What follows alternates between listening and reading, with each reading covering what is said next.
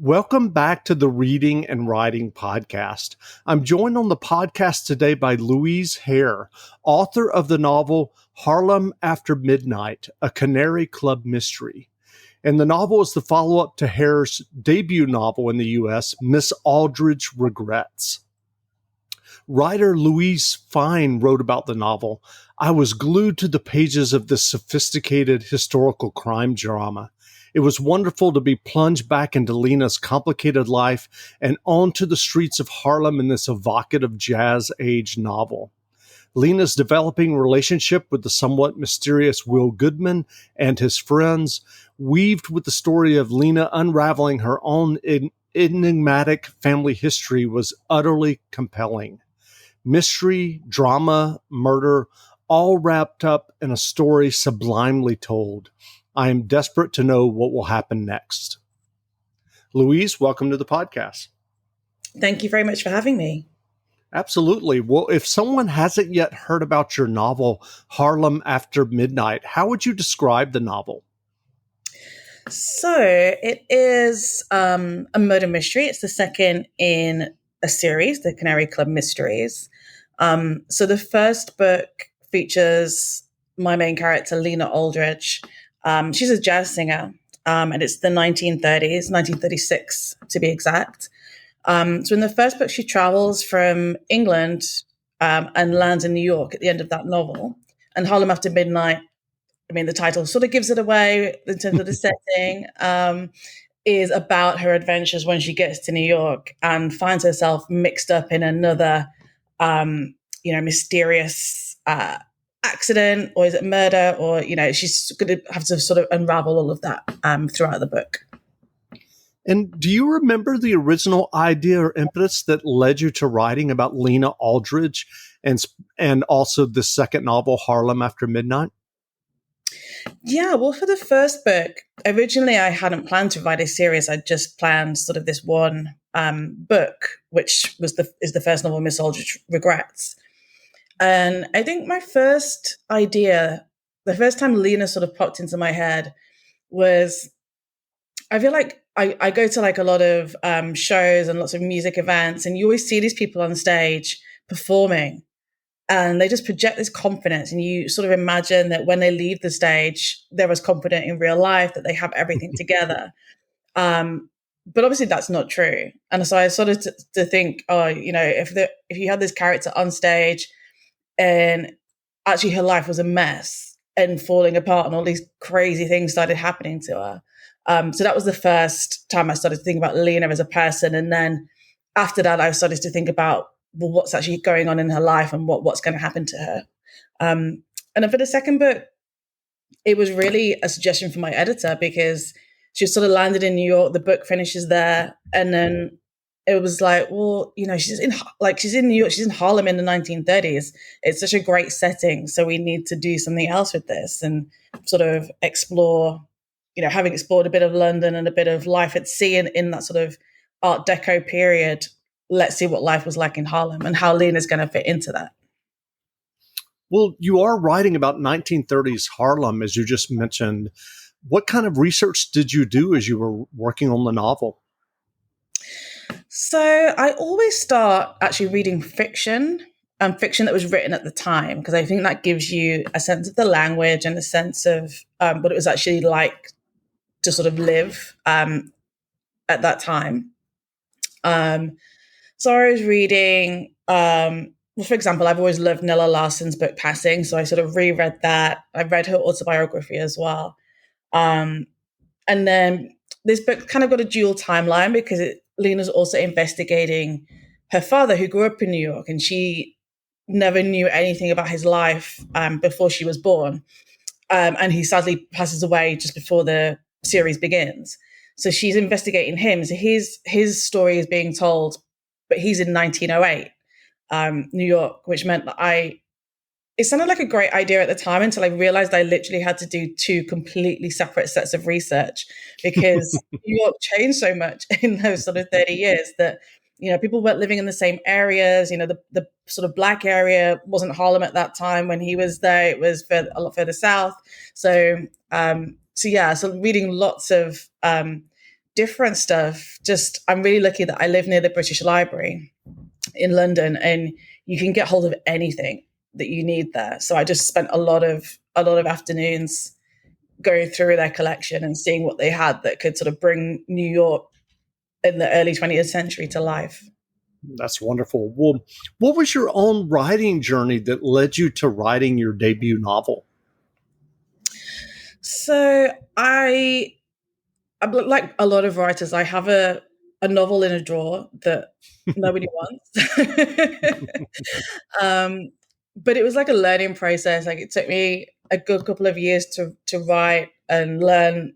I learned so much during that process, and I probably submitted to at least 50 literary agents, um, who none of whom wanted it.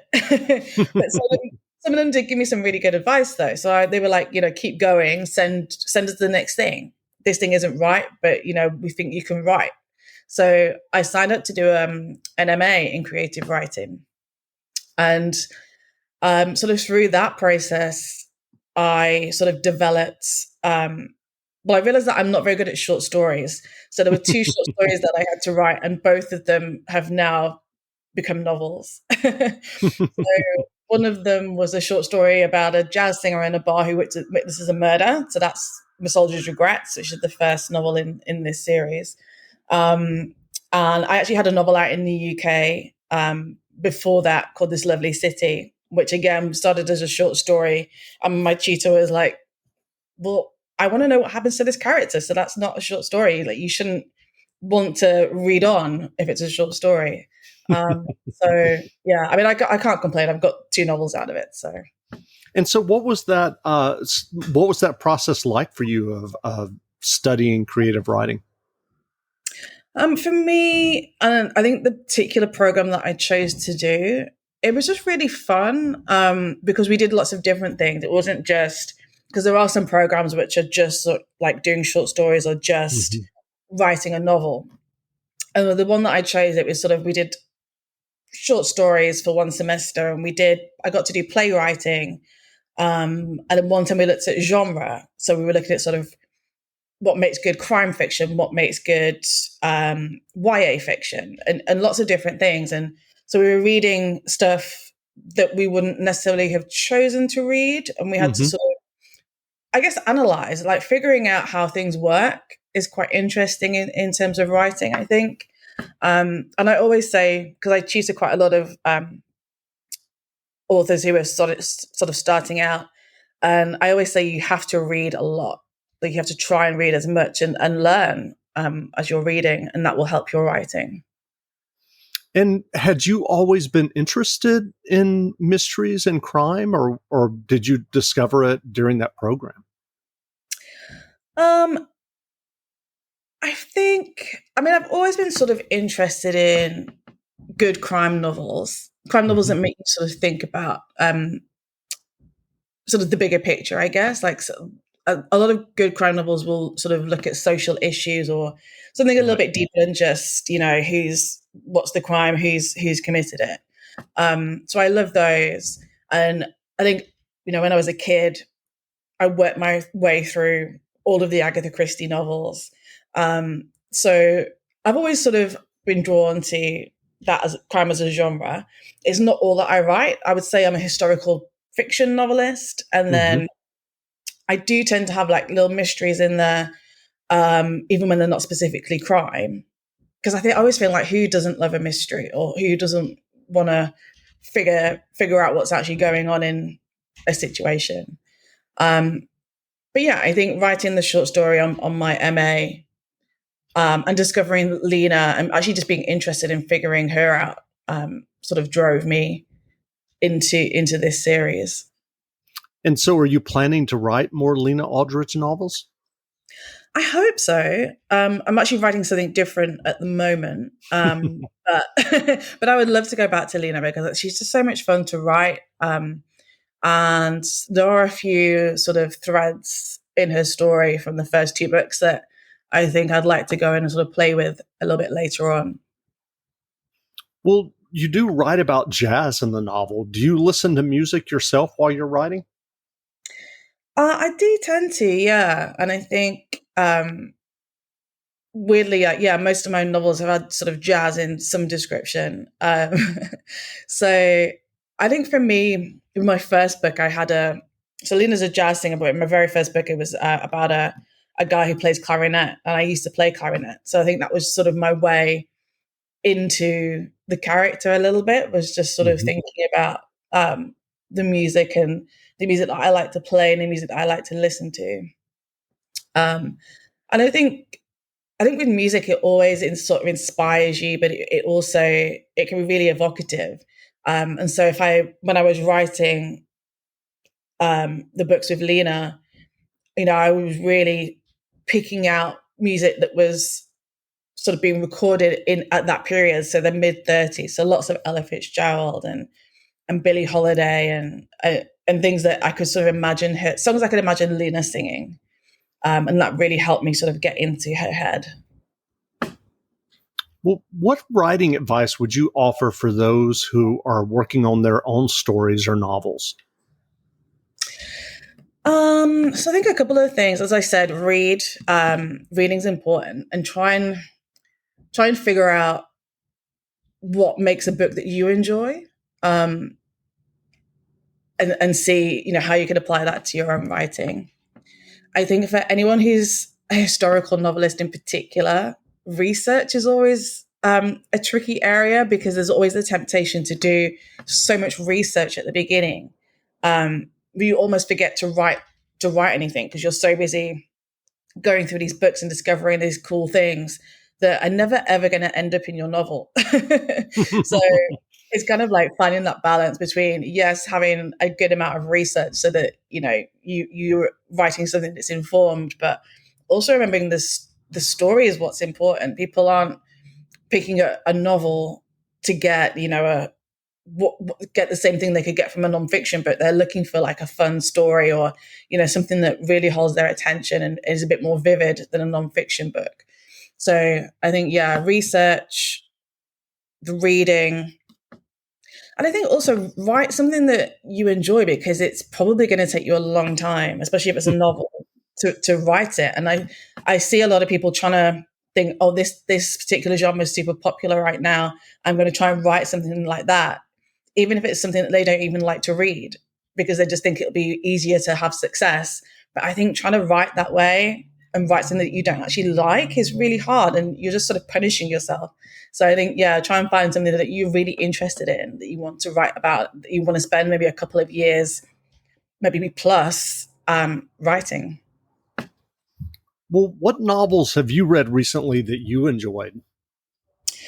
Oh, so I guess the big one that a lot of people are reading at the moment is Yellowface, by Rebecca Kwong, which, especially if you want to learn anything about the publishing industry, is very, very interesting. So this is a book about an author, a sort of mid-list author, who is friends with sort of a superstar best-selling author. And when the superstar author suddenly dies, chokes on a pancake, I think. Not a spoiler, I think it's in the first chapter. The sort of mid-list author finds this amazing manuscript in her apartment and sort of takes it and decides to try and publish it as herself. And it's kind of about, I guess it's talking about cultural appropriation, or the publishing industry, and who's allowed to tell what stories. So it's very good, I think, at looking at lots of different angles to those questions. So I think that's a fun read, a sort of literary thriller, you might call it. I'm reading it right now. It's really good. Yeah, everyone's reading it. Yeah. Well, where can people find you online if they want to learn more about you and your novels? So I have my website, which is louisehare.com. And then you can get me on social media. So I'm on Twitter, Instagram, and Threads at Lou R. Hare. That's great. Well, again, we've been speaking to Louise Hare, author of the new novel Harlem After Midnight, a Canary Club mystery. The novel is available now, so go buy a copy. And Louise, thanks for doing this interview. Thank you. It's been fun. Absolutely. I'd only been in the apartment for 15 minutes, but already it felt like home. The bedroom that would be mine for the next fortnight was perfect. I might never want to leave. The bed was immaculately made with blue cotton sheets and a pristine white comforter tucked into the foot. The floor made of the same sturdy varnished wood that ran through the entirety of Claudette and Louis Linfield's home. Clean towels had been folded and placed on a navy blue velvet armchair that sat in the ideal position, in a corner close to the window where I could sit and catch the last rays of sunshine at the end of the day. Claude had even laid out a selection of her favourite books on the bedside table, to ensure I had something to read before going to sleep. She was a librarian by trade, so I suppose the habit ran deep. "You about settled in?" Claude Linfield had a constant, easy smile, considering that she and her husband had been complete strangers only a couple of hours earlier. I already felt that there was no place safer in the whole of New York than in this cosy apartment. "Yes, thank you." I moved to let her join me at the window, looking down into the street that was so different to the narrow London roads that I was used to. Wider, the buildings far taller, everything just that little bit bigger and brighter than back at home. "It's so kind of you to let me stay. I know that I could have stayed on at the hotel, but hotels are for those without their own people," she told me. "Far as I'm concerned, you're with Will and that makes you family. He's as good as a brother to me and Louis." Will Goodman, the reason I was in Harlem and no longer resident in the luxurious but impersonal Sherry Netherland Hotel. We'd met on the voyage over from England, a cliché of a story. I had been a passenger. He was the band leader, playing to the rich and famous every night in the Starlight Club on the HMS Queen Mary. It had been quite the voyage, and the addition of a whirlwind romance had left my head spinning. Perhaps it was foolish to throw my lot in with a man I'd only just met, but I trusted Will. There were so many others whom I couldn't, and so when he'd offered to arrange for me to stay with friends of his, I'd agreed without a second thought.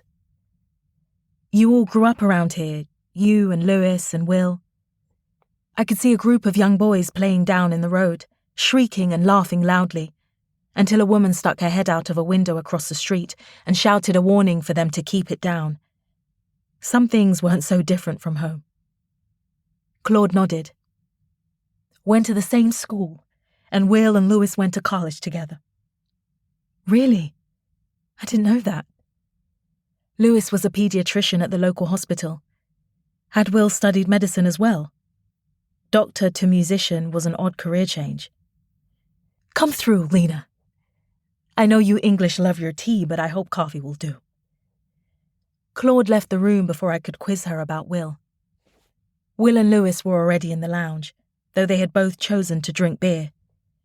The Linfield lounge induced further envy. High ceilings and tall windows. The sashes lifted to let in a breeze and offset the warmth of the early September evening. The fading light bathing the room in a natural glow. An unlit fireplace sat centre stage with a sofa and 2 armchairs arranged around it. We were 3 stories up, at the top of what had once been home to a single family.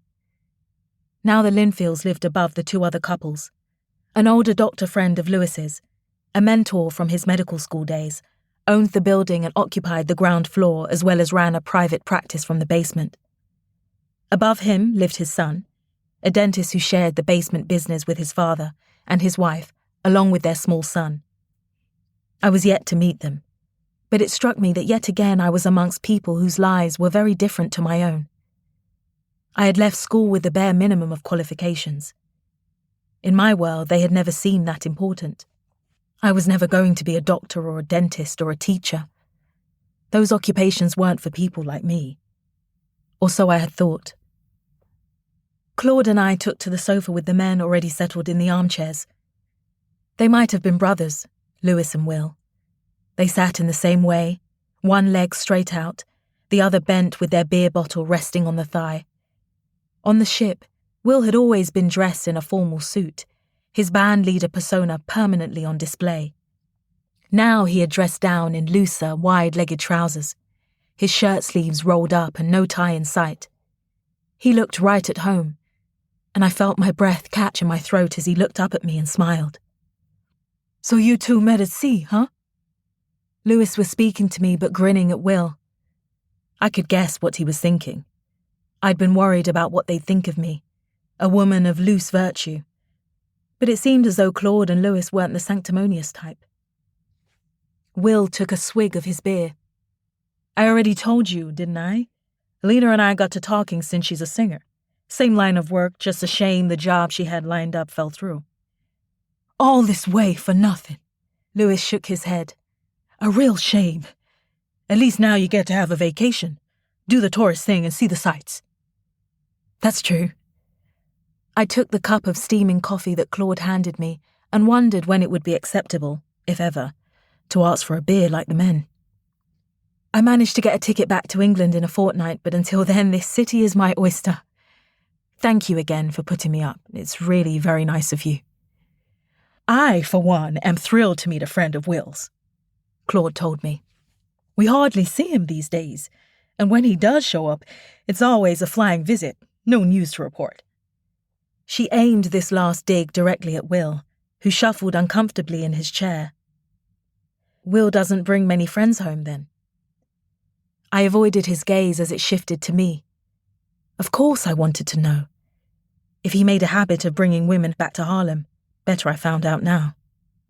"Lord, no! You're the first in the whole time he's been working on the ships. How long is it now? 5 years? 6? "Too long." Will's tone made it clear he wasn't in the mood for Claude's teasing. "Too long," Claude agreed. "It really is nice to know that he's not been as lonely away at sea as I've been imagining." Louis's laugh was wheezing.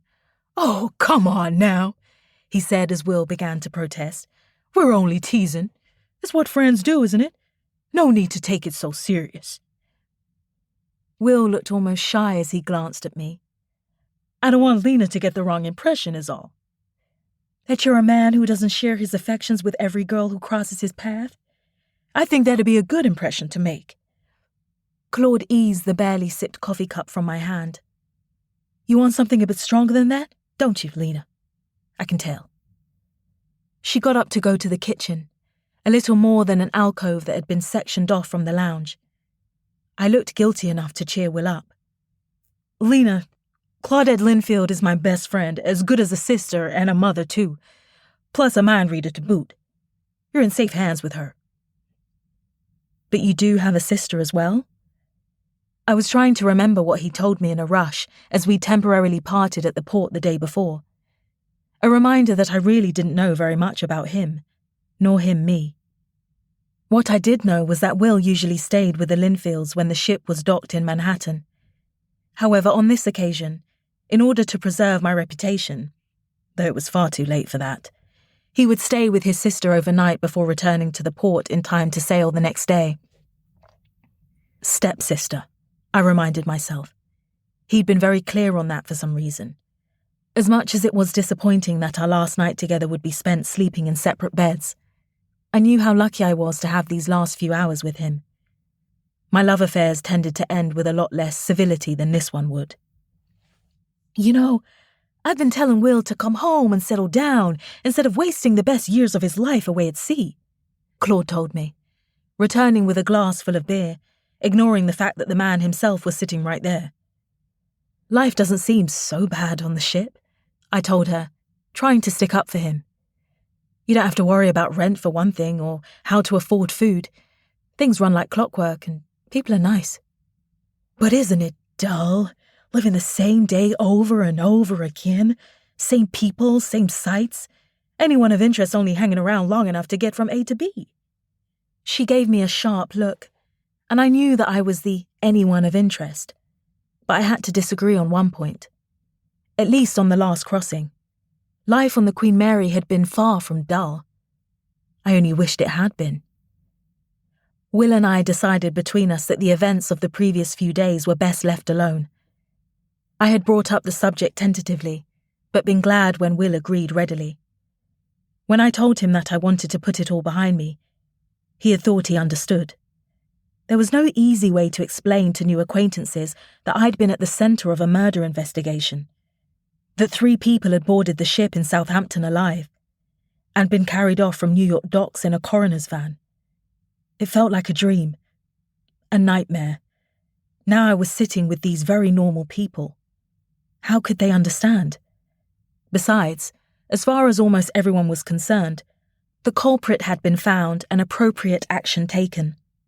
Apart from me, only the murderer knew the truth, and no one would believe me if I told them what had really happened. Even Will was more in the dark than he knew. Still, it was in his best interest to be ignorant.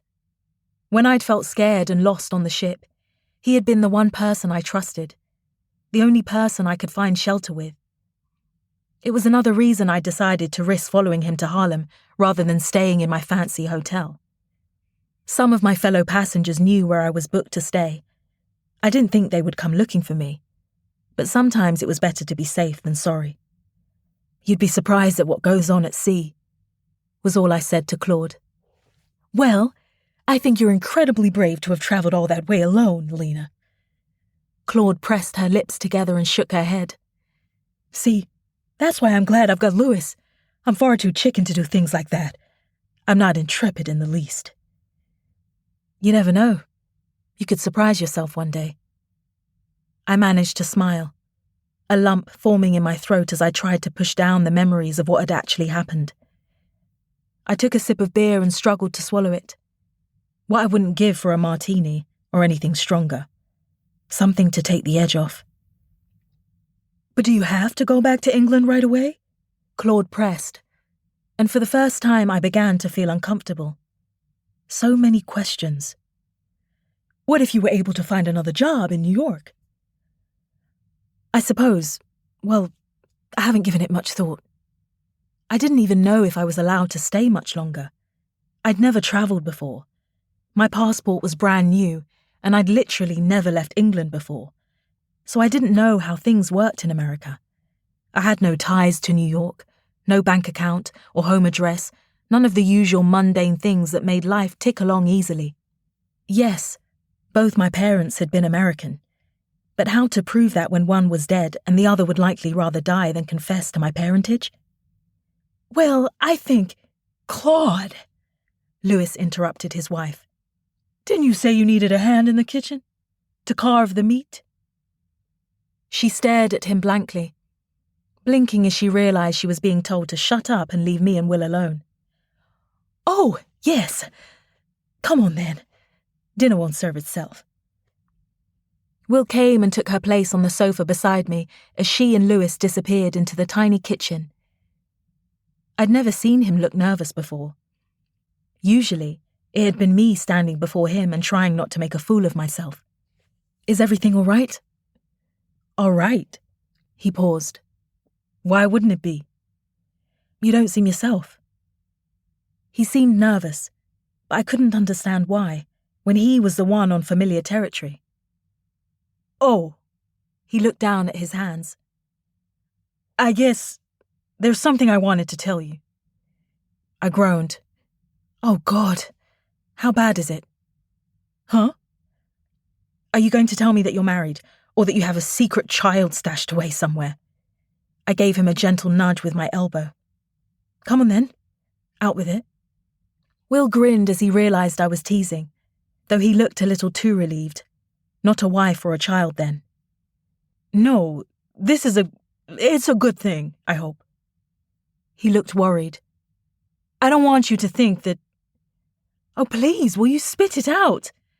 The suspense was doing nothing for my nerves. It's just that I got someone to take my place on the ship for this next trip coming up. I'm not leaving tomorrow. I'm staying in New York, and then I'll travel with you when you sail back to England, if that's all right with you. You'll stay here and sail back with me. I could hardly believe it. Sure, an old friend owed me a favor. He helped out once before, so he knows how it goes, and it's only one return crossing. The band will hardly have time to miss me. I smiled through my disappointment. For a brief moment I'd thought he meant that he was going to come back with me, to live in England. But that was daft. We barely knew each other. Who would move to another continent for someone they'd only just met?